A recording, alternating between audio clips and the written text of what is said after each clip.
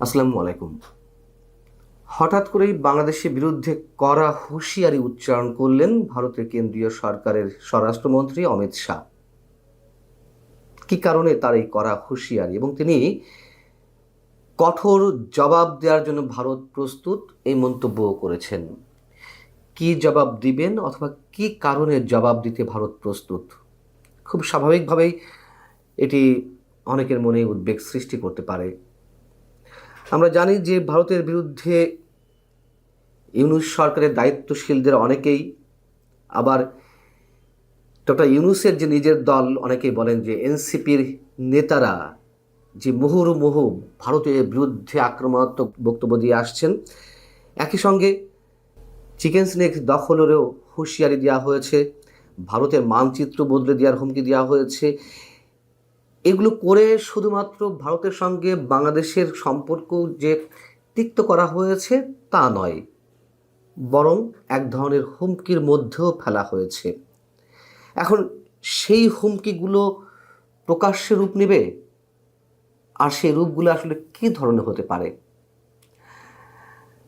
শিলিগুড়িতে গিয়ে অমিত শাহর মন্তব্যটা ছিল এরকম যে এটা ভারতের জমি, কেউ হাত লাগাতে পারবে না। এই করিডোরের নিরাপত্তা নিশ্চিত করতে ভারতের সমস্ত নিরাপত্তা বাহিনী সর্বদা প্রস্তুত রয়েছে। এই এলাকায় অস্থিরতা তৈরি করার চেষ্টা করা হলে ভারত কঠোর জবাব দিতে প্রস্তুত। ইউনূস সরকারের দায়িত্বশীলদের অনেকে কিংবা এনসিপি জামাতের অনেকেই অবশ্যই যথেষ্ট আক্রমণাত্মক বক্তব্য দিয়েছে, উস্কানিমূলক বক্তব্য দিয়ে এসেছে, কিন্তু গত বেশ কয়েকদিন ধরে আমরা এ ধরনের কোনো বক্তব্য পাইনি। তাহলে কোন বিষয়কে সামনে রেখে অমিত শাহ এই মন্তব্য করলেন? এদিকে আরেকটি ঘটনা ঘটেছে। গত কয়েকদিন আগে গণভোটের ভোটের পক্ষে প্রচারণা চালাতে গিয়ে রংপুর এলাকায় ইউনূস সরকারের পরিবেশ, বন ও জলবায়ু বিষয়ক উপদেষ্টা সৈয়দ রেজানা হাসান সঙ্গে নিয়ে গেলেন কাকে? চীনের রাষ্ট্রদূত ইয়াও ওয়েনকে, যেটি এই শিলিগুড়ির চিকেন স্নেক থেকে সামান্য দূরে অবস্থিত।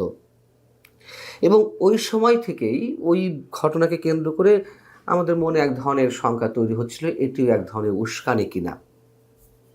হয়তো সেটিকেও ইঙ্গিত করতে পারেন, সেটিকে ইঙ্গিত করে অমিত শাহ এ ধরনের মন্তব্য করতে পারেন। আবার বিষয়টি কি এমন যে পশ্চিমবঙ্গের নির্বাচন, বিধানসভা নির্বাচন এপ্রিলের দিকে, এই ধরনের বক্তব্য দিয়ে রাজনৈতিক মাঠ উত্তপ্ত করে বিজেপি পশ্চিমবঙ্গের বিশেষ কোনো সুবিধা নিতে চাইছে? হতে পারে, সেটি অস্বাভাবিক নয়। তবে গত কিছুদিনের যে সিমটম, ভারতের যে প্রস্তুতি, সাজে রব বাংলাদেশের বিরুদ্ধে এক ধরনের কঠোর প্রস্তুতি, সেগুলো কিন্তু আমাদের ভিন্ন কিছু বার্তা দেয়। ভারতের অন্যতম প্রভাবশালী বাংলা দৈনিক সংবাদ প্রতিদিন, তারা অমিত শাহের বক্তব্যকে কেন্দ্র করে কি বলছে, আমি অংশবিশেষ একটু শোনাই আপনাদের। সংবাদ প্রতিদিন বলছে, অমিত শাহের এই কথা রাজনৈতিকভাবে অত্যন্ত তাৎপর্যপূর্ণ বলে মনে করছেন ওয়াকিবহাল। বাংলাদেশকে বড় বার্তা দিলেন তিনি, এমনই মনে করছে রাজনৈতিক মহল। অন্তর্বর্তী সরকারে, অর্থাৎ বাংলাদেশের ডক্টর ইউনূস সরকার বলা হচ্ছে, অন্তর্বর্তী সরকারের আমলে হিংসার আবহ বাংলাদেশে, জঙ্গি নাশকতামূলক কার্যকলাপ চলতে পারে ভারতের বিরুদ্ধে, সেই আশঙ্কার কথাও উঠে এসেছে সাম্প্রতিক অতীতে। ভারতের সীমান্ত এলাকায় আরও কড়া নজরদারি রয়েছে ভারতীয় সেনাবাহিনীর। শিলিগুড়ি সহ উত্তরবঙ্গের অন্যতম অংশ চিকেন স্নেক, ওই অংশে জঙ্গি হামলার আশঙ্কাও উঠছে। চিকেন স্নেকে হামলা চালিয়ে ওই জায়গা দখলের আওয়াজও দিয়েছে বাংলাদেশ। এই চিকেন স্নেকের দিকে নজর রয়েছে চীনেরও। চিকেন স্নেক দখলের মধ্য দিয়ে ভারতের মূল ভূখণ্ডের উত্তর পূর্ব অংশের সেভেন সিস্টার্সকে আলাদা করে দেওয়ার হুমকিও দেওয়া হয়েছে। এটা তো দেওয়া হয়েছে, এই যে হাসনাত আবদুল্লাহ, সারজিস আলম, আরও কারা কারা যেন এই ধরনের মানে অর্বাচীন বক্তব্য বলা যেতে পারে, এক ধরনের এই ধরনের বক্তব্য দিয়েছেন অর্বাচীনের মতন। সংবাদ প্রতিদিন বলছে যে এবার শিলিগুড়ি থেকে অমিত শাহ বড় বার্তা দিলেন।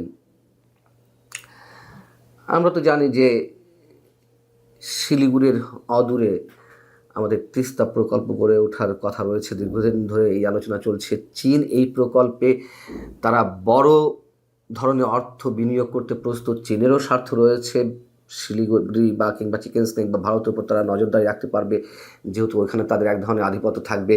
তাদের অর্থায়নে তিস্তা প্রকল্প যদি গড়ে ওঠে, যদিও গত 1.5 বছরে এই সরকারের সময়ে মাঝে মাঝে আলোচনাগুলো সামনে এসেছে, ফাইনালি কিছু করা হয়নি।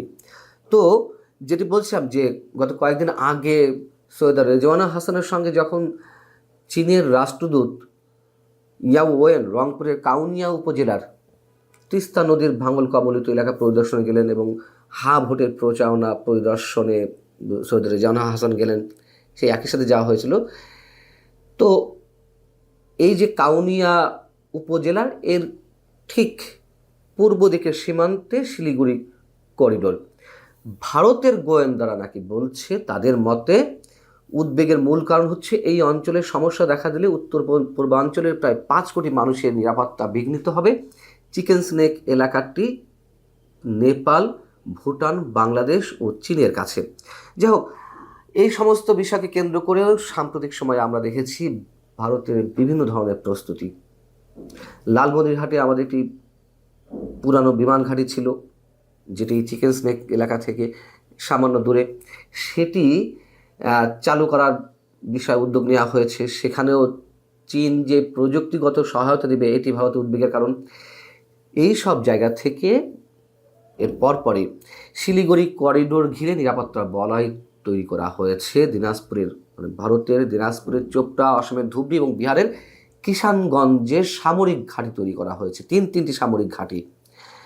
এগুলো পুরনো খবর আপনারা জানেন যে অপারেশন তিস্তা প্রহর নামে একটি বিশেষ অভিযান শুরু করে ভারতীয় সেনাবাহিনী, যার মাধ্যমে এই করিডোরের নিরাপত্তা আরও জোরদার করা হয় এবং বাংলাদেশ সীমান্তে নজরদারি বাড়াতে দ্বিতীয় বিশ্বযুদ্ধের সময় তৈরি বর্তমানে পরিত্যক্ত অবস্থা আছে এয়ারস্ট্রিপ বা ভারতের যে বিমান ঘাঁটিগুলো সেগুলো চালু করতে তৎপরতা শুরু হয়েছে।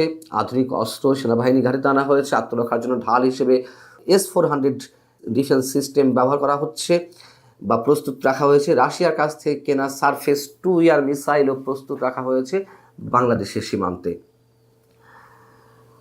ইউনূস সরকার আসার পর থেকে মৌলবাদী শক্তির একটি উত্থান, সাম্প্রদায়িক একটি গোষ্ঠীর চরম আস্ফালন, ভারতকে উদ্দেশ্য করে নানান ধরনের বক্তব্য সেই মহল থেকেও আমরা শুনতে পাচ্ছি। কিন্তু এই যে নির্বাচন 12ই ফেব্রুয়ারি, নির্বাচন বানচালের কথা আমরা বিভিন্ন জায়গা থেকে শুনছি। ভারত নিশ্চয়ই চুপচাপ বসে নেই যে ওয়াশিংটন পোস্টের যেই রিপোর্টটি সর্বশেষ সেটি নিয়ে যথেষ্ট আলোচনা হচ্ছে। যাই হোক, সেটি আলোচনা না এলেও কম বেশি তো শোনা যাচ্ছিল যে জামাত ক্ষমতায় আসতে পারে, যে কোনোভাবে ক্ষমতায় আনা হতে পারে।